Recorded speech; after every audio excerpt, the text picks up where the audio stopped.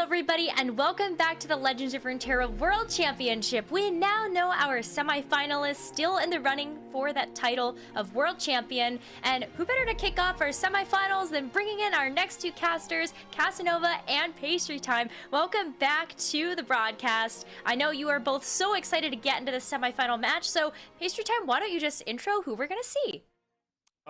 This is an absolutely amazing semi-final. I mean, we say this a lot when you get deep in any tournament, but this could definitely be the final. WhatAmIXX is going to be taking on Alan here. These are two of the best players left in the tournament, arguably the best two left. I think Yamato has a lot to say on the other side of the semi-final bracket, but certainly as far as NA vs EU goes, representing their regions, these are, if not the two best players from the region, certainly the two best players from these regions competing in this tournament. They have been on fire all qualify into Worlds long, and they're still here in the top four.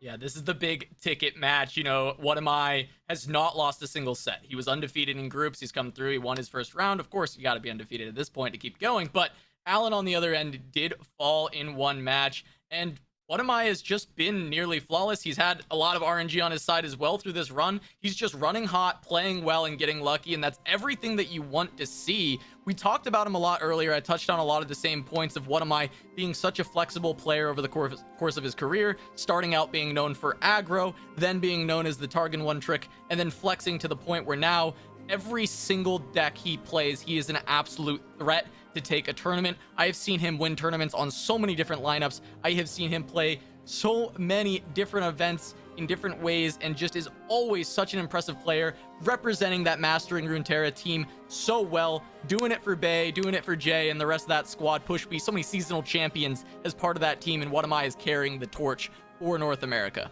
Yeah, this is kind of a fun one, right? It's like, I mean, WhatAmIXX just brought the meta, right? He's in some ways defining it, but Alan here on the other side, definitely, you know, the beast of yore, Siva Akshan, still very potent, even though it's lost some of its teeth from early iterations. Draven Caitlyn, which I think is a tournament, Draven plus other Piltover stuff is like a tournament staple at this point. Staple. And then the spice in the middle there, Ezreal Vi with the Curious Shellfolk being the most interesting part of that list. Alan, though, certainly had to play back up both his standard and less standard decks. Yeah, so what you mean is he's got Sivarakshan, Caitlyn Draven, and then the band deck, which we'll talk about now. So we'll see if it actually ever makes it through. It's gone through once, and it just popped off and destroyed the opponent. So I don't know if it's making it through again, but if it does, it is so cool to watch this combo. We get those pranks into our hand, and as soon as we play the Shellfolk, we're able to steal opponents' cards. It's like almost better than Nab, because you take their card as a copy that costs one less, and you make theirs more of a brick by making it cost more, or by reducing the attack, or doing some kind of punishment. Plus, you get perfect hand reads because you're able to affect their hand, see what they have. It's such a great deck for information, but it just does a lot well. Shellfolk can win on its own through value, but you also have Ezreal and Vi as very powerful champions that can synergize with the deck and find alternate win conditions. It's just been such a phenomenal deck to watch. Shoutouts to Panda for putting this one together originally. Yep. I honestly hope it's banned for the sake of WhatAmIXX. I hope it's not banned for our sake, because I want to cast it, Pastry. Yeah, I mean, I agree. Definitely excited to see it in action, although I guess Panda... I think if Alan makes the finals, he can be like, yeah, the deck's good, don't worry about it. If it like bombs and loses Alan this matchup, then potentially Panda will forget that he ever made that tweet. But it has been really cool to see both these players pilot their decks. Like we said, WhatAmIXX has just been playing super tight, super well. He's also been running good. The back-to-back-to-back-to-back invoke comes to mind to pick up his 3-0 from the group stage. We're going to get into our first one here. It is, understandably, Shellfolk being banned, which, as I've said, might be 15 head from Alan, because you might just, like, get your weird deck banned and then play two really good decks every single time, which is a pretty good strategy, but it's going to be Nami, Zoe. Best banded would be down there on the other side. Lulu plus Poppy there for WhatAmIXX. Yeah, we said it before, right? If you're playing Akshan Sivir and Caitlyn Draven, I think you're generally pretty happy that those are the two decks you get to play, and the Shellfolk has continued to eat bans, and Alan has had reaped the rewards from that. I think this matchup is so cool. It's like the best performing player in the tournament so far when it comes to win rate versus arguably one of the best pilots in the world in AlanZQ, as we see from his ladder success over so much time. And we're going to be getting into the first game of the first semifinal of the first Legends of Runeterra World Championship. And you and I, Pastry, we get to find out who the first person will be to make it to that grand finals. It's gonna be Nami Zoe versus Caitlyn Draven to kick things off. This is a very important temperature check for this series. Oh my god. See you later, Zoe.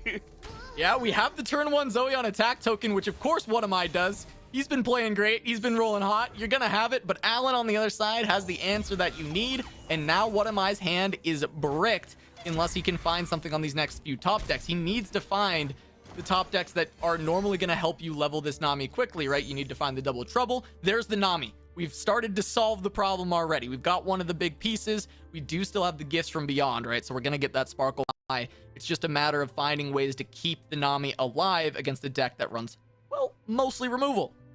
This is nice on both sides here, and kind of what I was saying before, Zoe just got unceremoniously thermo beamed to the face. Is that guiding touch here? It makes sense. Have to use the spell mana. Want to be able to float enough to level that Nami up nice and quick. Is that we've seen, you know, Siva Akshan versus Nami Zoe before. Now, granted, Cosima's draw was a lot worse than this one, but you know, getting under Nami Zoe and keeping control of their board with your challenger units is pretty good matchup wise. So I think WhatAmIXX, given this lineup, is expecting to have that matchup be tricky. And of course, you have to win with both your decks. So I think this is the deck you're trying to pick off here. Yeah, WhatAmIXX really needs this win. As you mentioned, we already saw how that other matchup can play out. And WhatAmIXX is going to want to avoid even having the chance for that. Beating the Draven Caitlyn is very possible. We saw Chelo take out AlanZQ in this same exact matchup in round 1 of their group stage yesterday. And it allowed Chelo to take the rest of the series. It set the tone. So having that same matchup for WhatAmIXX, this is a repeat. We saw it happen. That game was so close. We know Draven Caitlyn can beat this deck if it finds the right set of cards, the right set of answers. WhatAmIXX is going to have to play around that the best he can. The old boom baboon there. Let's take it out. Didn't need the help from the keg, but we'll take it there. And of course, Nami nice and well positioned here as four to the face for WhatAmIXX. That Sparklefly in hand, Nami at the ready. Might be go time here. Alan is keeping up enough mana for a 4-mana beam, which could pick off a Nami if it gets thrown down. WhatAmIXX respecting it, goes for the Sparklefly first, but that's a Sumpfumes.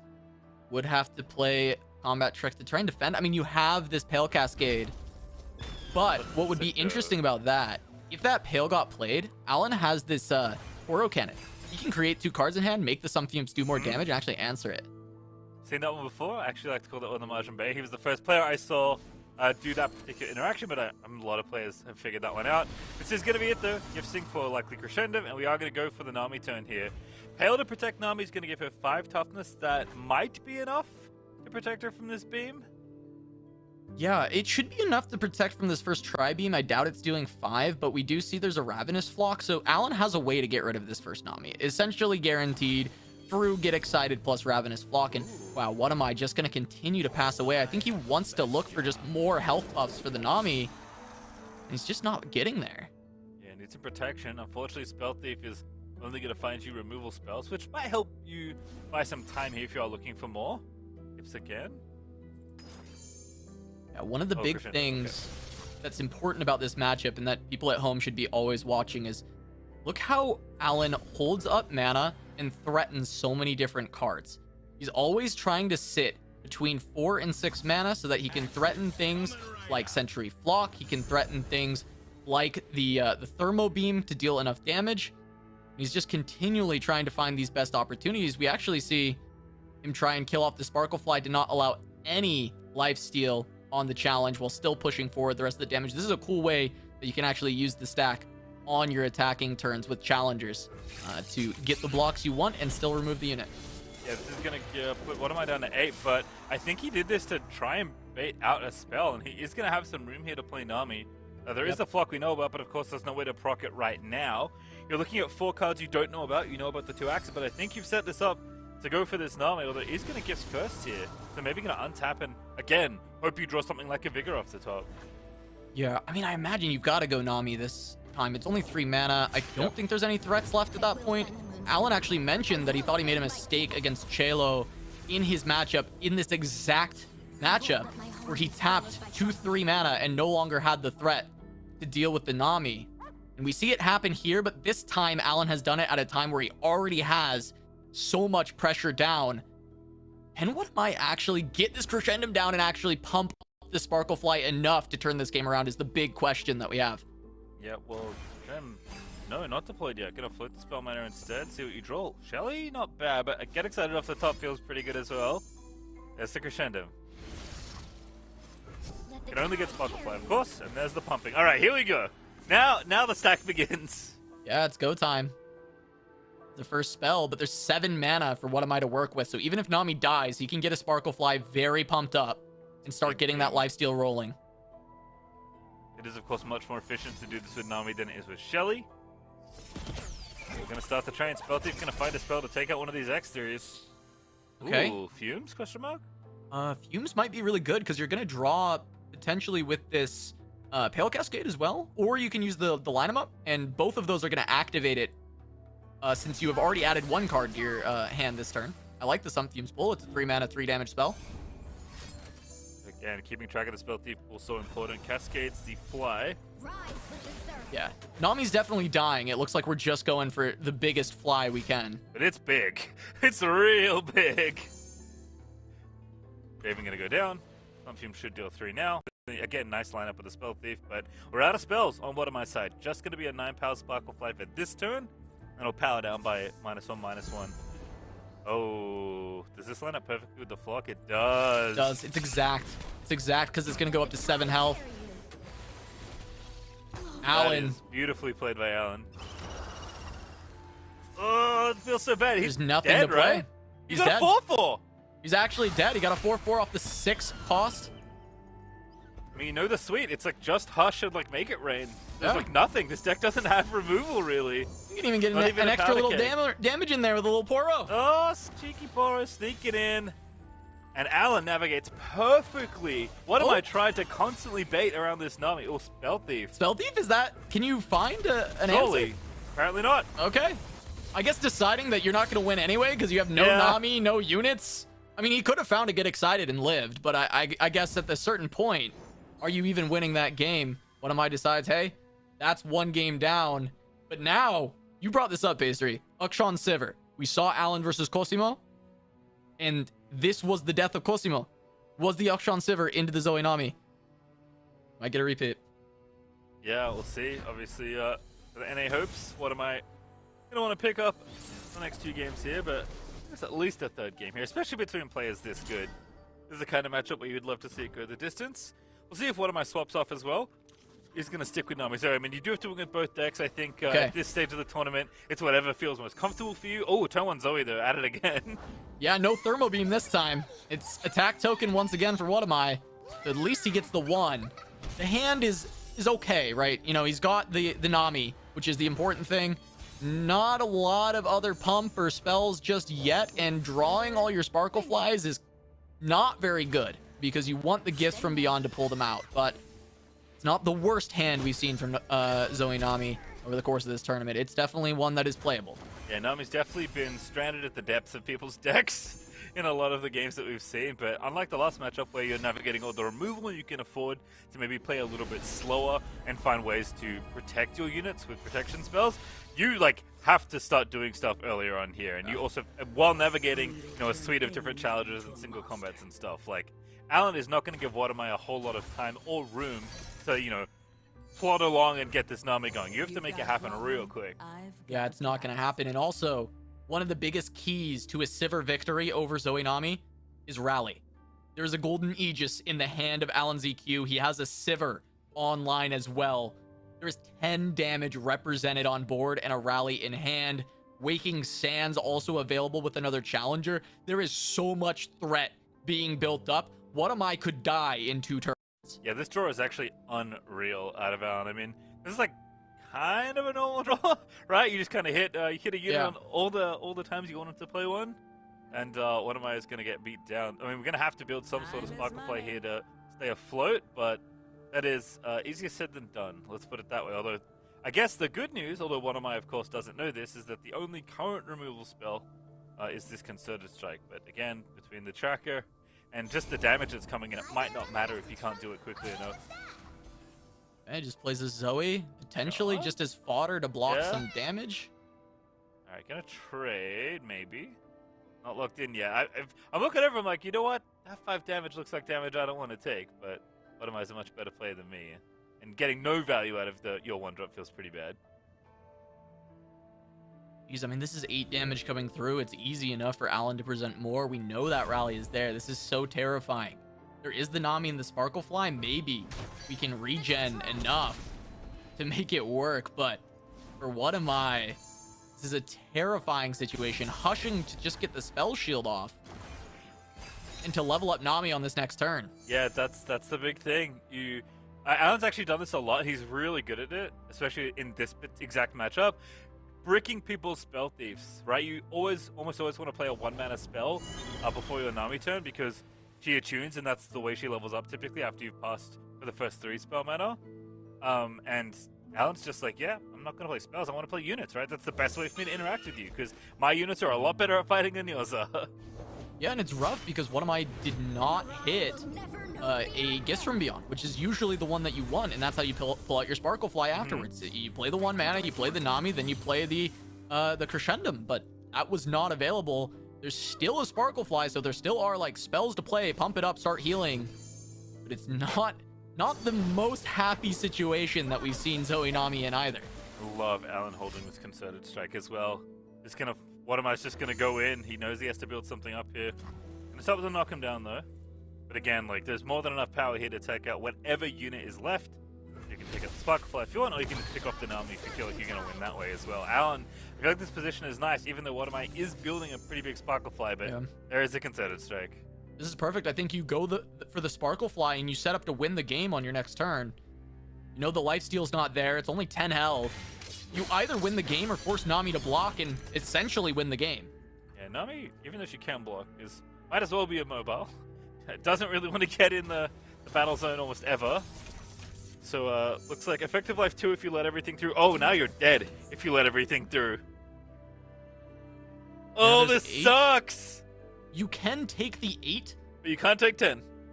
You can't take the 10. So if you don't put any blocks out, it's fine because you just take the 8 damage. True.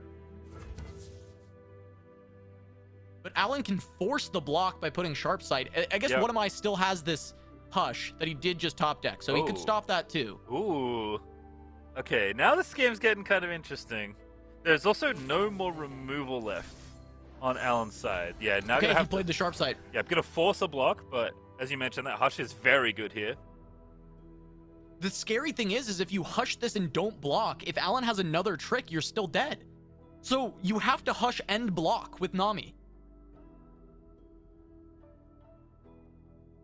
Can you win if you take that line? Okay, we'll see what's on the top. There's a Concerted Strike. Just Sharp Sight, right? Oh, a Concerted Strike as well. You're right. There's one more, but it's got to be for the Sharp Sight that he's trying to grab. Up? Yeah. Oh, would you block now? Oh, Siver. Okay. A bold play, but actually one that's gonna pay off here. Worked out so well. There's still a rally, but it's not enough on this turn. And Sparklefly here. This is really tight.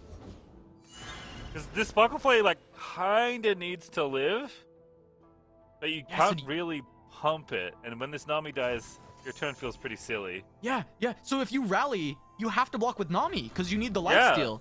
But at least you have Shelly. You can only really activate it once, though. That's really not enough. Yeah, if there was ever a time for the one-off salvage, by the way, both Whatami and Margin playing identical lists across all their decks, that'd be a pretty good time for it, because, yeah, Shelly's just going to have to be maybe the best she's ever been. I wonder if we're moonlighting here, or if we just, like, hey, we have 2 spells? That's enough to proc Shelly. We'll take it. I think you do, though, because the 2/1 buff is almost just, like, better than what Shelly is going to do. Yeah, I think so. Oh, makes the Hush cheaper. Okay, I was actually wondering if it would go on the Shelly or the Hush, so deciding on the Hush. Alright, well, obviously the barrier means that Nami kind of in trade. What's off the top? Oh, Pale's pretty good! That's good. That is good. Reservarian. Alright, that's not a removal spell. Every time there's no spell drawn, it's a good time. Alright, straight in. It's great for Whatami when we don't see a concerted or a single. I mean, that's all you want to dodge. Alright, just gain 3, deal 6. Slow play a little bit here. Your units are like decently sized, although again you are gonna get outgunned by Demacians pretty rapidly in almost all situations. Palace also unpacked, by the way, so ready with that as well. Okay, line him up's good. That's 2 spells. That gives more for the Shelly. And line him up, knock him down. Matches up with this Waking Sands. Really nice here. 5-2 up. This is gonna be so close. Yeah. Alan lined him up. WhatAmIXX gonna knock him down, but can he actually hold on? It's starting to look like he can. Yes. With this Sparklefly, he's got the Hush, so even if there's a barrier, he can block with Sparklefly, hush it away, get the lifesteal, get the removal. It's just terrifying every time you go to do anything, though, because if your opponent drew a removal spell, you're in trouble. Also, another charger can come out of that a focus spell as well, right? So Sparklefly's gonna have to work overtime. That's good. Yeah, he can go 6 wide. He has enough mana to go, well, 5 wide, 5 wide. There's a Preservarium on board. Good enough. Tree can't get in there, but I think it'll be alright. Again, Sparklefly's gonna have to work. I mean, it's already working overtime. Ooh, Burblefish. That's a blocker. And a spell. He gets it down. There it is. Oh, it's a slow spell. Feels bad, man. Yeah, you've been warned. It's a good spell overall. To get its extra card draw with the removal. It's just I'm not sure if he's gonna find an applicable spot for it. All right, here we go. What are we drawing? He's drawing. He's not going charger. There's a single, Ooh! but a Sivir as well. Oh, what is the pick though? Single cannot kill the Sparklefly. Sivir is leveled, as you can see, 37 out of 30, so she's ready to go. Can't give something overwhelm. You're not going to kill this turn. You just want to make it blocking as uncomfortable as possible. I guess it's a single. Make sure the Sparklefly dies at the end of the combat. I'm like, thinking, the hush. Like, no, that doesn't do anything. Take it back. I'm like thinking what the relevance was of like quick attack, right? And, yeah, me and I too. don't even know if it's relevant. So like, I get why we don't take the Sivir, but I'm also trying to think of what is this single combat going to fully accomplish. Do we play it pre-combat? I guess so, right? To try and stop as many blocks? Oh, we get to play a spell here. That's nice. Sparklefly's going to be a bit bigger now. Oh, that's nice. You get an automatic draw as well. Draw. Yeah, you always draw. My steel is yours. Watch your head. Okay, Burblefish, get in the way of something. Yep. And now where does the Sparklefly go? Because I think you are trying to play around the single combat. Might be tough. Yeah, and this plays around combat tricks too. The only thing this doesn't play around is like exactly 2 Shapestone or like Sharp Sight plus Shapestone. But I guess you still have the Hush on the back burner. So in the worst case scenario, you hush away the ephemeral and the buffs and the draw card from this charger, and you just say, okay, I don't die. Oh, Shelly's the target here. It prevents the lifesteal. Oh, of course. That's Single really prevents the nice. lifesteal. Ah, so that's really smart. The single was to remove your own attacker from the combat, and he's not got to kill. He's got it. Hush doesn't do it. Oh, that's exactly right. There's no other draws. The unit's not going to die till now. Alan, he found the line with the single combat. Jordan had to put a body on this charger to play around single. And couldn't do it. What am I? Gonna get himself 2-0, and Alan plays it flawlessly. Fist in the air. He's gonna be our first finalist. Alan tweeted out not long before this match. He said, I'm coming for the trophy. Don't get in my way. And he runs right over WhatAmIXX with a 2-0. A beautiful pick on the single combat. I don't know where my brain went to not think of just denying the lifesteal with the single to kill your own unit, but he finds it. Jordan not blocking quite enough damage. Wow. What a game from Alan. Just beautiful play. Oh, boy. I mean, the fact that we've secured our first finalist, and we still get to see more of WhatAmIXX. I mean, I feel like that's just the best of both worlds in this situation. But, you know, the dream of seeing an EU versus EU matchup in the grand finals, like, that's alive right now. I'm sure some of our other casters have something to say about that. But let's go ahead and take a look at the bracket just to get everybody up to speed on the action that has taken place so far and just show you where we're at right now. Obviously, this last match was a 2-0 between Alan and WhatAmIXX. Alan moving forward into the grand finals, and I'm super excited about what's coming next, Cass. Yeah, I mean, the double Poland final is still well within the cards if Shihu can actually take down Yamato. My predictions at the start of the day were going to be a WhatAmIXX Yamato final. So one of them can still come true if he takes down Shihu. However, the double Poland final would be pretty hype. As much as I've been memeing up the America's bias all weekend, I would be very excited to see both of those two players play up against each other at the end of the day. Yeah, Polish plot armor feeling quite powerful at this point in the tournament, but Yamato has had an incredible run so far, and I think he's playing really well with decks that we didn't necessarily think we'd see. He's also drawing well, which, like as we've said, is definitely a function of going deep in any tournament of this caliber. But Yamato's been a player that's probably most impressed me. He was also one of the players I knew the least about coming in, so super excited for that semifinal. And I think whoever Alan's going to meet in the final, even though he is apparently pushing everyone out of his way en route to the trophy, it's going to be a super sick final. Well, Casanova and Pastry Time, thank you so much for taking us through that very first semifinal. Cass, we'll see you a little bit later, but Pastry Time, just want to thank you so much for all of the hard work that you put in throughout the entire course of the World Championships. I hope you had a lot of fun. I did. Please bring me back anytime. I've missed this game so much. It's been awesome working with all of you, and Legends of Runeterra is going to be awesome for a long time. Super excited to see how the rest of Worlds plays out. Thanks for having me.